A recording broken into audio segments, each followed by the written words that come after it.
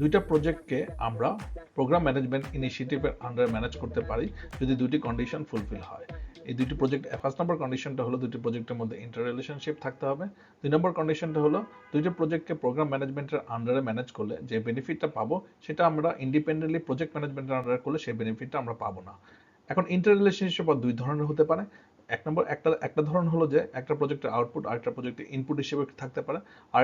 আরেকটা হলো যে এই দুইটা প্রজেক্টের যে আউটপুট আসবে এটা একটা কমপ্লিট ডেলিভারেবল সেট হতে পারে। এখন দুইটা প্রজেক্টের মধ্যে যদি কোনো ইন্টার রিলেশনশিপ না থাকে তাহলে আমরা এটাকে স্ট্যান্ড অ্যালোন প্রজেক্ট ম্যানেজমেন্ট অথবা পোর্টফোলিও ম্যানেজমেন্টের আন্ডারে করতে পারি।